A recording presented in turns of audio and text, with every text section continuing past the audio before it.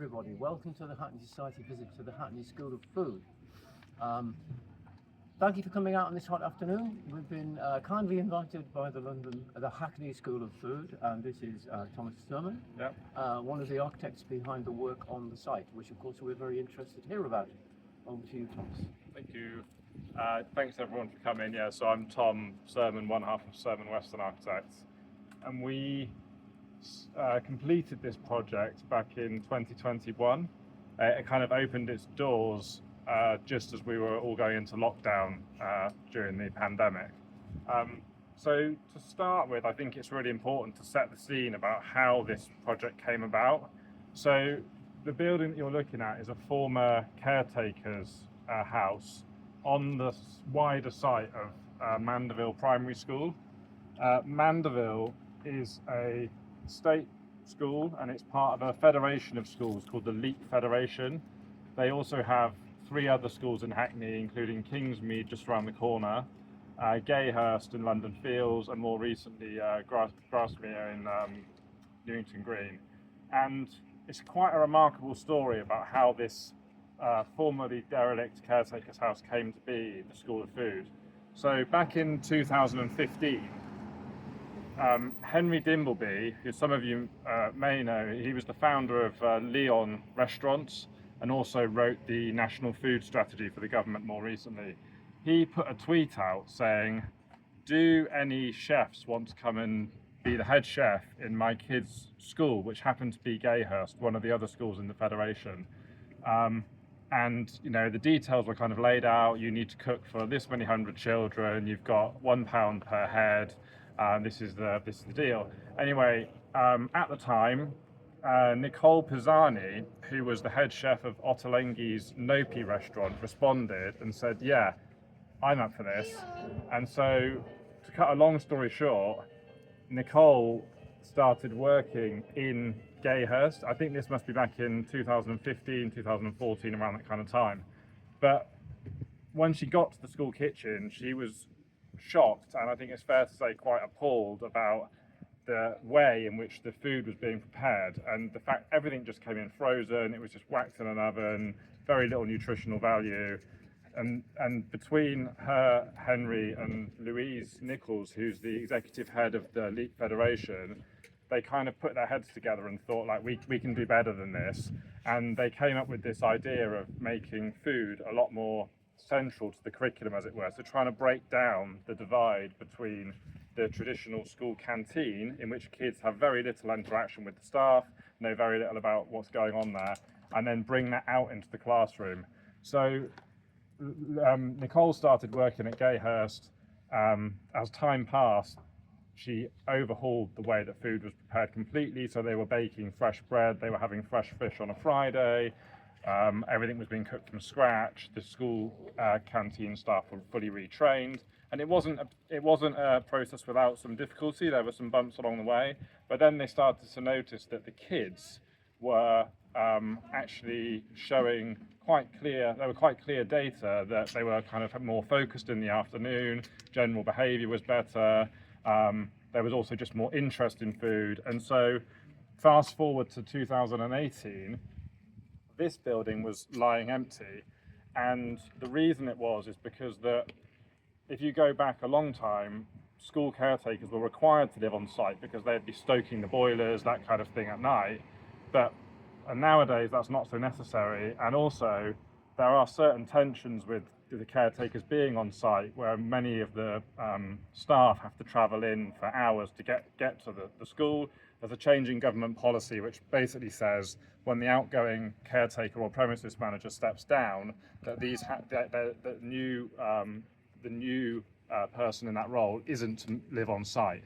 So across London, you've got lots of schools have them. You've got these small former premises managers' properties becoming available, and different schools are doing different things with them. Some of them are selling them off for development, others they're laying derelict. And in this one, Louise, Nicole, and Henry saw the opportunity to carry on this vision of kind of making food education more central to the curriculum. And a couple of things that especially that lent itself well here is that Mandeville, where we are, the ward that Mandeville sits in is unfortunately one of the most deprived in the country. It has very bad statistics when it comes to childhood obesity. It's unfortunately still very cheap to buy chicken and chips in comparison to cooking things from scratch. So not only, and at the time, Mandeville was losing student numbers. Every student they lost, they were losing about £7,000 of funding. And so it was an effort to try and get more students coming to the school and also continue this work of bringing food education into the curriculum.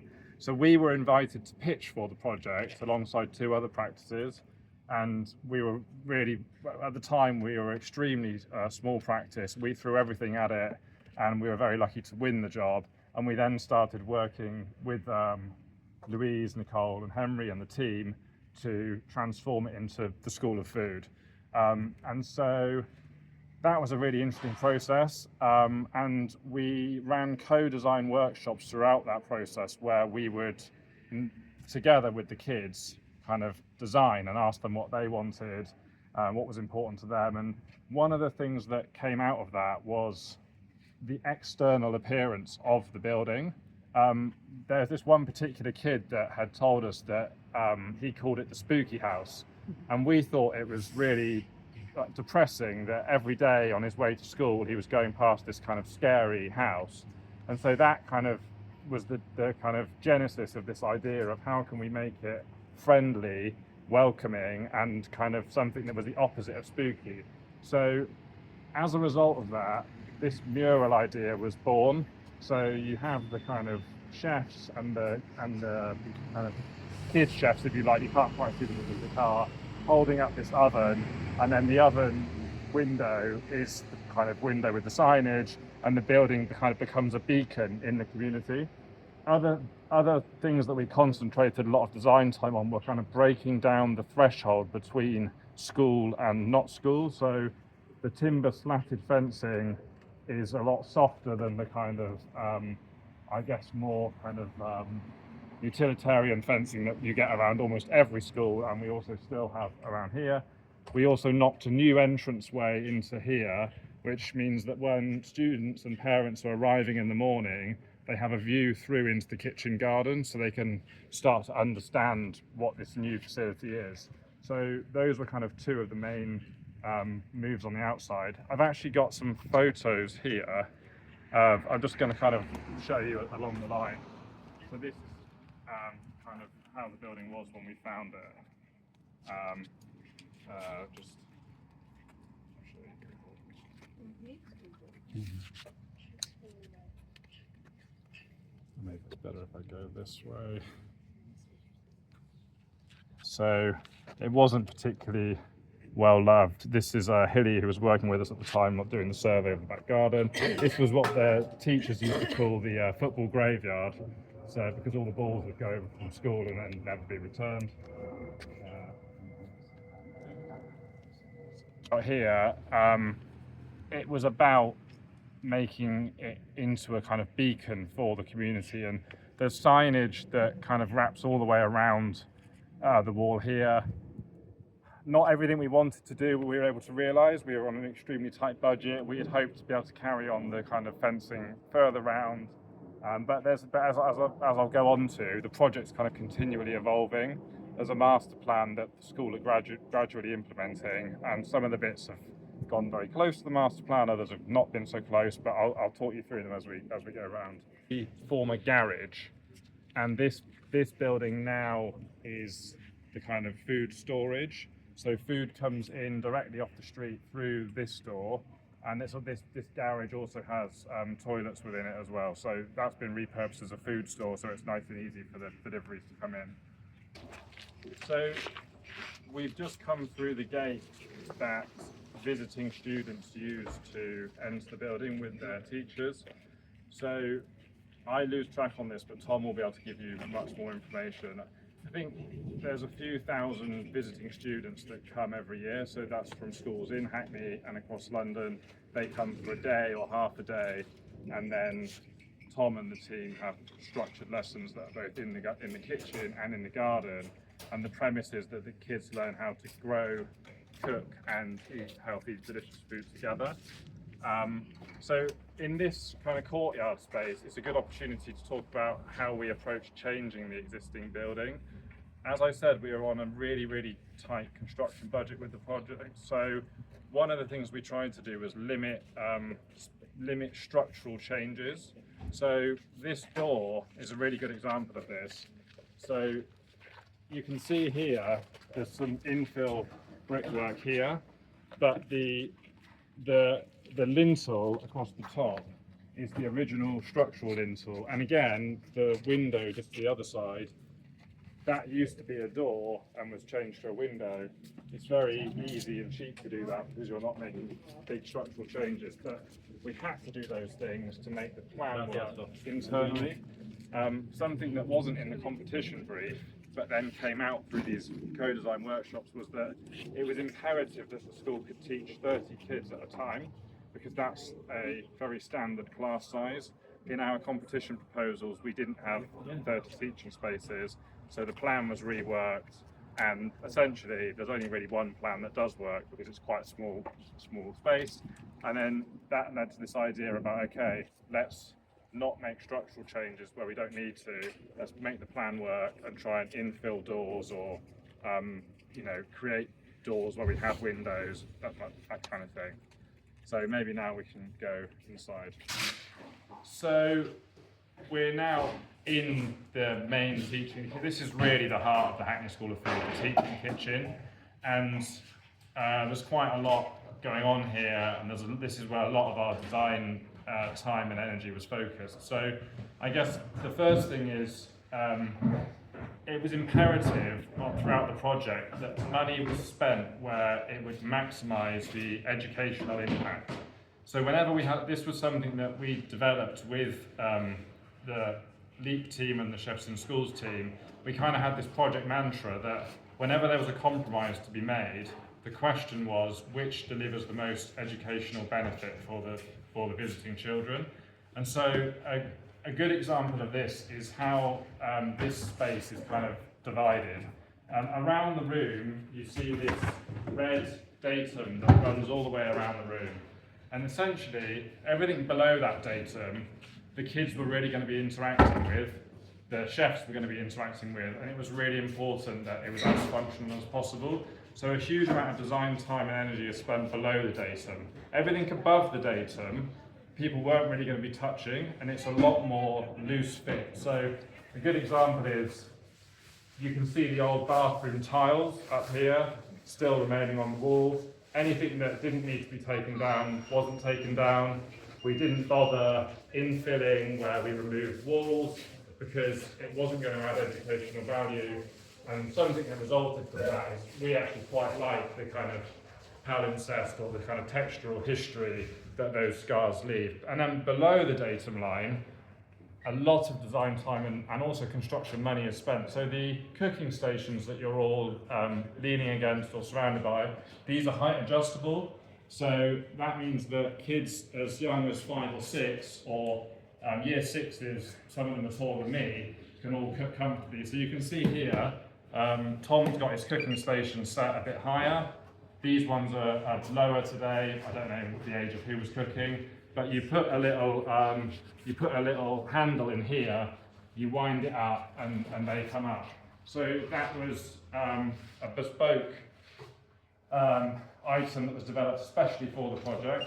But again, so another sort of very minor point, but very important point, is that all the hobs are set flush into the stainless steel. So that means that kids can slide pots and pans across without catching the edge and tipping boiling water over themselves. And so the basic premise is that each of these islands is a cooking station for 3 kids. So you have one at the hob and one either side. There's 10 of them. That's your 30 children. And then you have your demonstrator unit at the front. It was also quite important that from the front you have a good view of everyone with knife safety, that kind of thing. And then also throughout the kind of build process, we were quite lucky in that we managed to get certain items donated. so for example, this Rationale oven is a fairly expensive commercial oven, which was very kindly donated to the project by Rationale. Also, there was a commercial dishwasher which was donated, and that's kind of the story of the project, really. It was kind of wherever there was an opportunity to get something that meant we could afford to do more, those opportunities were sought out, and we worked with partners to do that. So the only structural change that we did do is the big window in the front. So that opening wasn't there, but it was deemed that it was a significant enough moment to add the signage to announce the building to the community, that was a reasonable use of money that perhaps doesn't have a direct educational impact like the desks do, or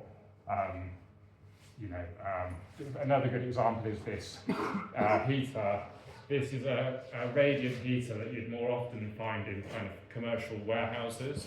We don't need that much heat in here. You get 30 kids in here cooking, you just need to preheat the space a little bit. And a very nice, unexpected, well, it was a fluke really, but when it's on, it glows orange, and when you're outside in the evening, it looks like the grill is on in the oven. But we didn't design that. I just turned up one day and thought, oh, that looks good. So yeah, but that again is something that's very kind of low-tech, inexpensive way to preheat the space that enabled us to spend money where it mattered a bit more. And so going through the teaching kitchen, we go out into the kitchen garden. So it's a spray foam insulation, and as part of the works we had to replace the roof. There was asbestos in the roof. Oh, that's me, sorry. Trying to cook my iPad. But that's another classic example of, okay, how's the kind of, essentially, how was the cheapest way we could re-insulate the roof? But Tom's kind of told me in the past that the kids love it. They'll come in and say like, oh, it's like looks like cauliflower, or it looks like the moon, or whatever it may be. And it was just, we're not precious about what goes on here. So that was and because we kept the existing trusses, it was quite a cost-effective way of being able to fully insulate around those, sort of no gaps. I think, in all honesty, if we had our time again, we maybe would. It's not the most ecological material in itself, spray foam insulation. It's not the worst, but it would have been lovely to do it with natural insulation or that. But it just, at the time, it wasn't really an option. So actually, I could probably get this down. Yes, I did have a place. We need to find a better space for it because the roof has come off. That's okay. Oh, but this is a really good example of how things change. So this was our model from the competition stage, and the night before we had our pitch, we realised that we should get rid of the floor, but we'd already made the model. So if you can imagine where this steel ring beam is, there was a floor at that level, and the reason why in this model that's retained is because part of the brief was that there were to be offices for the Weston School's team on site, but literally the night before the pitch we realised that that was a bad idea, and actually they could be probably accommodated somewhere in the school. So we presented this whole thing and then said, but we've changed our minds and we think we should get rid of this floor. So yeah, this model was very quickly redundant. But this is the kitchen garden, and there's a few of the ideas that I spoke about when it comes to educational impact that are carried through to this garden. So the first thing being accessibility for all. So these raised beds, the produce is almost entirely edible, and when the children come, they come out here and they tend to the beds, they pick the produce, and you'll notice that the beds ramp up in height from very low at the front to worktop height at the back. And so the premise of that is that whatever height you are, you can find somewhere comfortable to garden. And then also, again, slightly unexpected, it turns out that like the kids just really love playing on these different height little platforms. We have a fire pit in the middle, and Tom does quite a lot of cooking on the fire pit with them, so kind of vegetable skewers and that kind of thing. And then also in the back corner, some of you will be able to see it, but we have a pizza oven in the back corner. And again, it's very often that the food that is prepared will then end up being cooked either on the fire pit or in the pizza oven. So it's a really interactive, kind of fun way for the kids to cook. Our original scheme, this is a good example of some value engineering, had the chimney was kind of quite a bit higher and it kind of came up to roof level and had some signage on the top, and it was, again, that kind of idea of it being a beacon in the community. But due to budgetary constraints, that got scaled down a little bit. We did still manage to keep it, and you know, the most important thing is that it's used and it's cooked with, not kind of how tall it is. So where you're all sat at the moment is another example of kind of, I would say, very cost-effective addition. So this kind of cafe-style awning is an off-the-shelf awning that provides, so we're south-facing here. This provides shade and also shelter, so that once the kids have cooked their food, they then come out here and eat together on these tables that you can see here. Until very recently, this was the only space that the children could do that. I'll come on to it, but there's now a new building that was part of our master plan for the site, which has now been realised, that provides covered indoor space for eating, and it kind of opens up the range of events that the School of Food can offer. It might be a good moment now to also say that I haven't really talked about anything other than the school children so far in terms of what the School of Food does, but it also is open to the community, and there's been a whole host of adult cookery related workshops and classes run. So from anything from kind of workshops specially catered for cooking for diabetes, to kind of over 75s fish workshops. They've had kind of bread making masterclasses, that kind of thing. There's all sorts of things going on, and the success of the School of Food is all entirely down to the amazing team that run it. We see our role in it really as just facilitators of what they're making their vision happen, and they've really been just fantastic at running it. And they're now a community, a CIC, community interest company, and they're standing on their own 2 feet financially. So initially they were receiving some support from the school and also from chefs in schools. They're now their own thing. Tom has been here since the start, and he's kind of absolutely the lifeblood of the Hackney School of Food. He knows it inside out. He still cooks a lot with the kids. They've also got a management team now, but they've just been remarkable at programming it and keeping it going.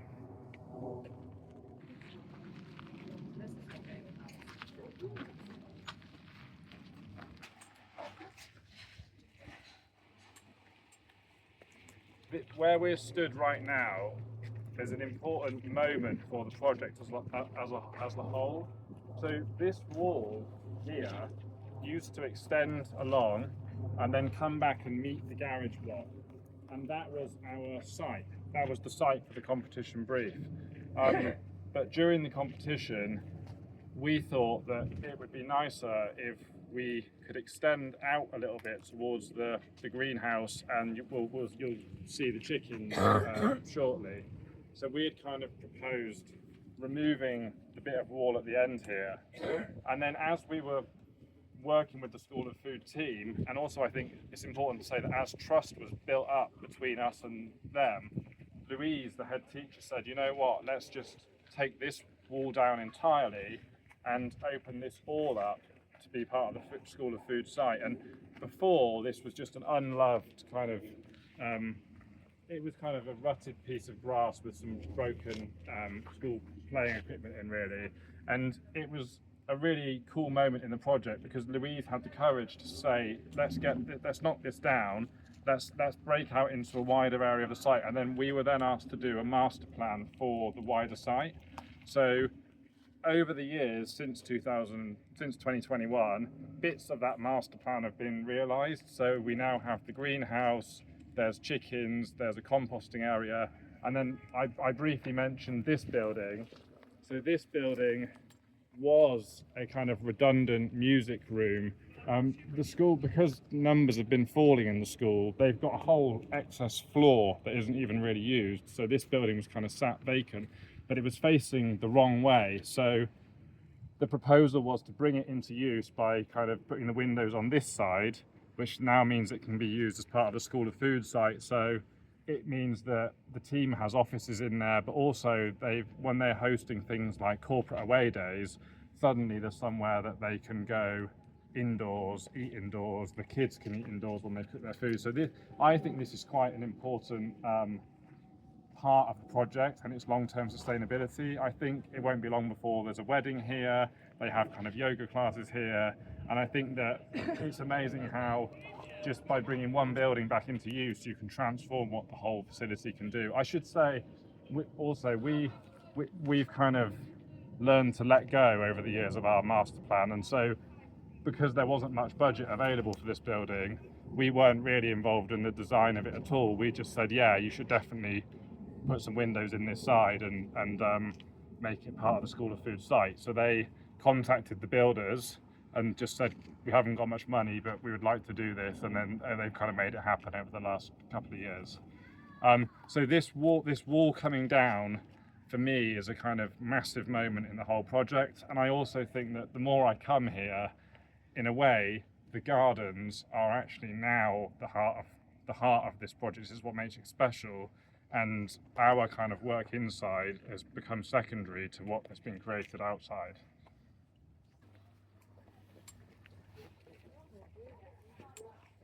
Have a wander around and explore the gardens. I can answer any questions.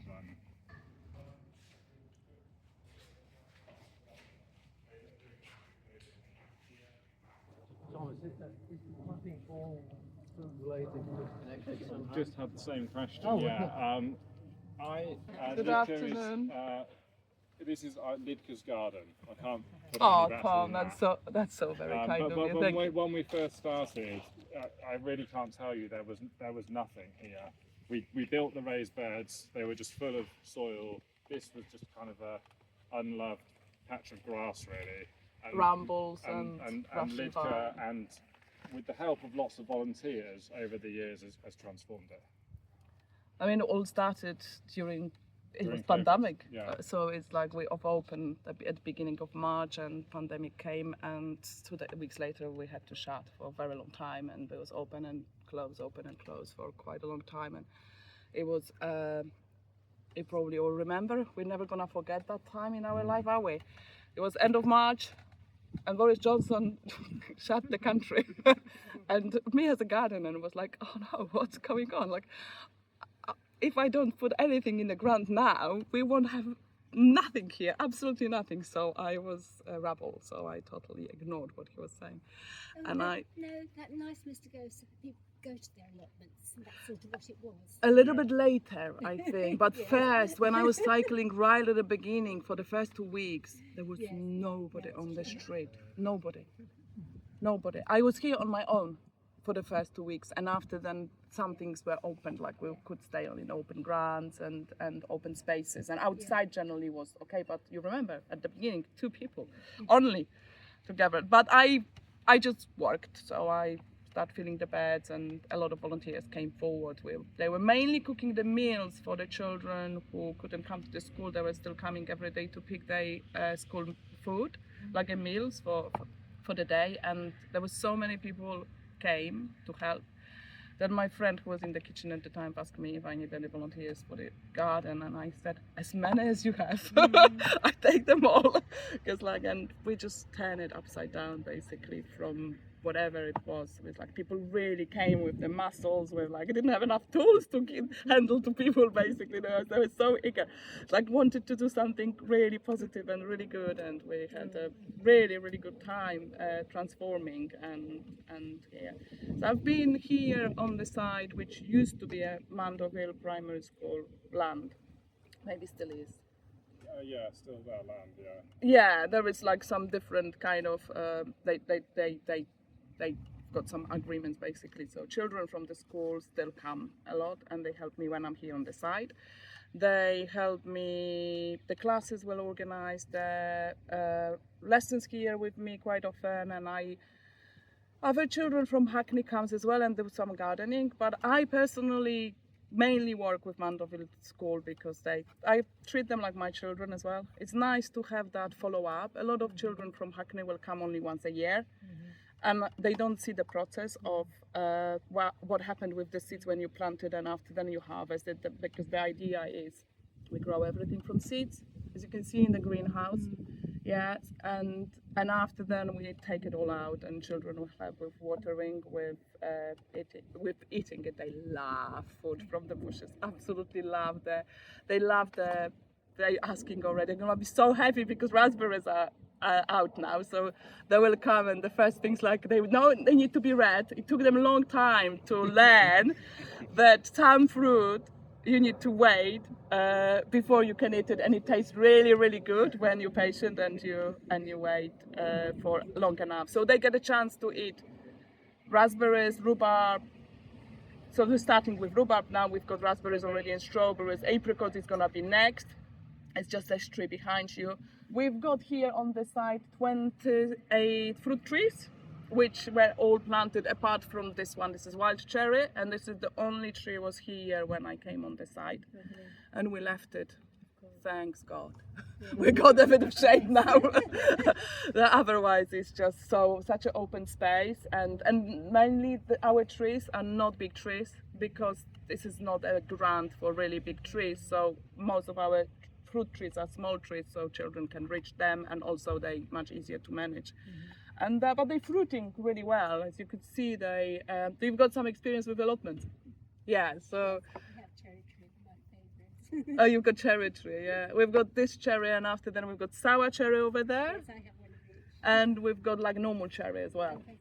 So they bear a lot of fruit. It's like when I came to this country, I'm originally from Holland, I honestly thought that in England you don't have a nice fruit.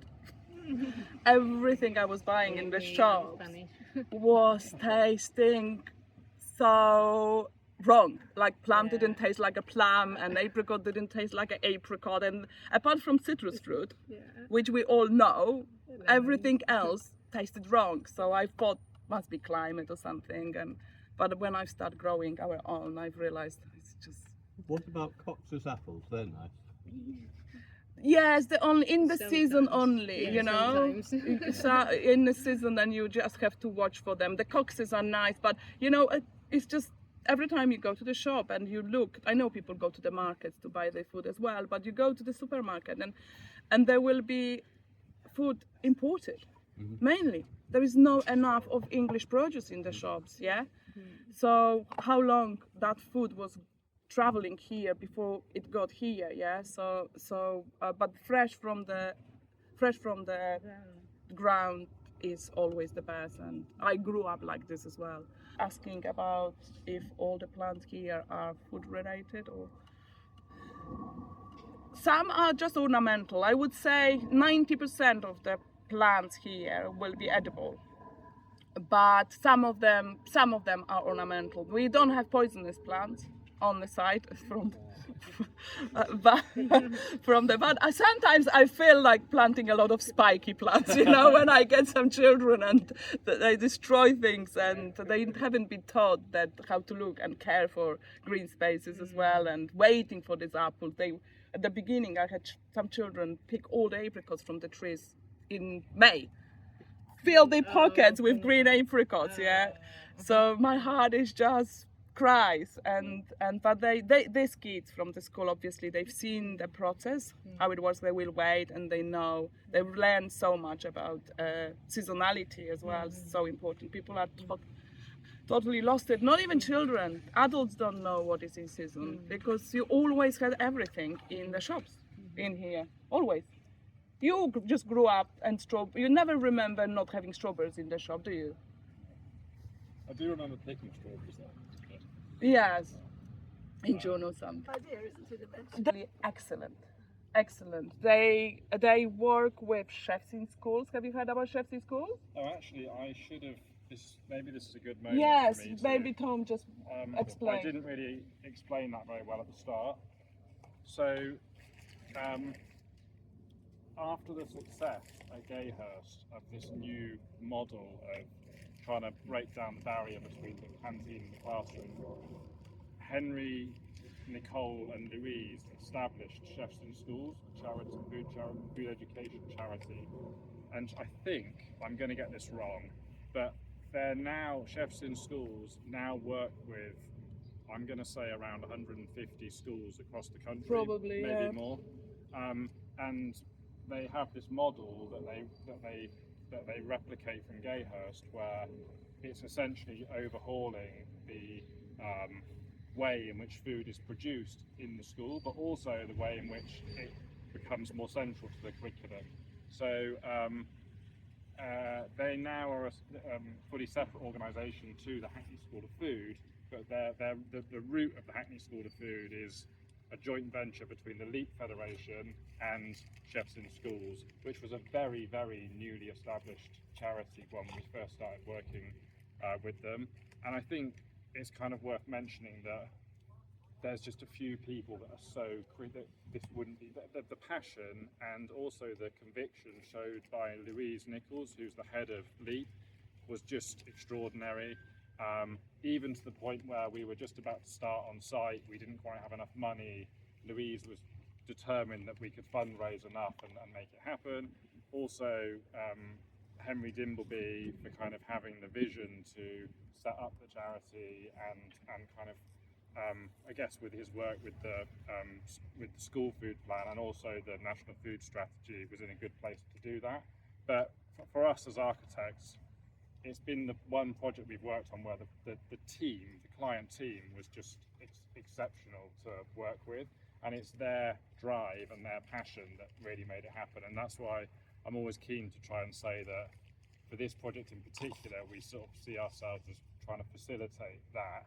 And then I think the master plan is a good example of that, like us letting go and just letting them roll with it. And we had designed this kind of much bigger, more expensive, probably over the top greenhouse, and it didn't end up being that, but it ended up being something where they got a grant from a huge construction company who said, we'll come and build you a greenhouse for free in the same spot, and it does the job, and then they move on to the next project. So there's some really, really important individuals that have made it happen, and Tom and Lidka and Hackney School of Food who kind of keep it going. It's obviously, you know, the schools pay to come and use the facility, but they don't pay much, and that gets reinvested back in. And then you have corporates who come and use it for away days, or people that hire it for birthday parties that brings in a bit of extra revenue. But yeah, it really blows me away every time I come back how something's evolved, and now they've got the music room in operation, and it's continually evolving. And yeah, all those key people from the start are still here, and I think that's really important. So there's any but it's been a little bit sad for Percy and I, who run our practice, in that we just really hoped and assumed that these would start to pop up in other London boroughs, but it's not been that easy. It's gotten more expensive to build, quite a lot more expensive since pandemic and the war in Ukraine. So often when we go and have an initial chat with the school, that's the barrier really. As soon as we get into how much it's going to cost, it kind of stops. We've had approaches from community groups and others kind of looking to do similar, but the truth is nothing's really kind of taken off in the way that this did. And I think it still really comes down to just the drive of the people involved at the start. But we would love to do more, and whenever anyone calls us to talk about a potential project, it's always the one that we're hoping will be the next one. But it's just been an interesting process. We found it's actually very difficult to go from the idea into something like this. And lots of schools have done things like have more veg beds or start to grow produce, but to go to that next level and have a proper kind of dedicated facility we've found it really difficult.